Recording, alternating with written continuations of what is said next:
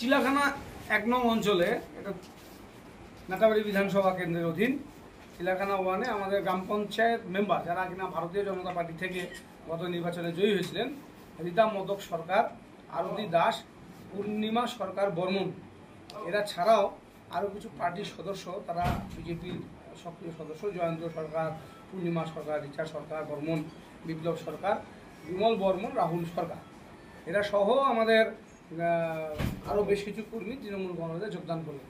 BJP থেকে যে পঞ্চায়েতরা এলেন, এতে আমাদের সংখ্যা বেড়ে আরও ৩ যুক্ত হল।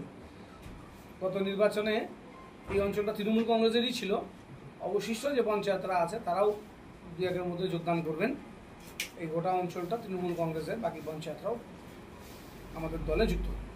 এদের একটাই উদ্দেশ্য এবং একটাই লক্ষ্য যে তারা মানুষের ভোটে নির্বাচিত হয়েছে, এলাকায় ভালো করে কাজ করতে চান, এলাকার উন্নয়ন করতে চান।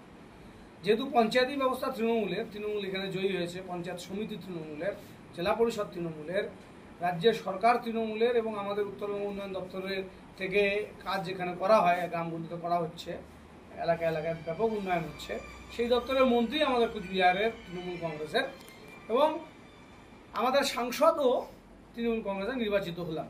কাজে কোনো জায়গা থেকেই এই মানুষগুলো পঞ্চায়েতে মানুষের ভোটে নির্বাচিত হলেও এলাকার উন্নয়নে কোনো ফান্ডিং তারা আনতে পারছে না। কাজে এই জায়গাতে আমরা আরও এগিয়ে আসাতে এই এলাকাগুলোর উন্নয়নটা সমানভাবে এগিয়ে চলে, যেমন বাকি 5টা বুথে কাজ হয়। সমবন্টন নীতির মাধ্যমে আমাদের এই এলাকাগুলোর উন্নয়ন করা হবে।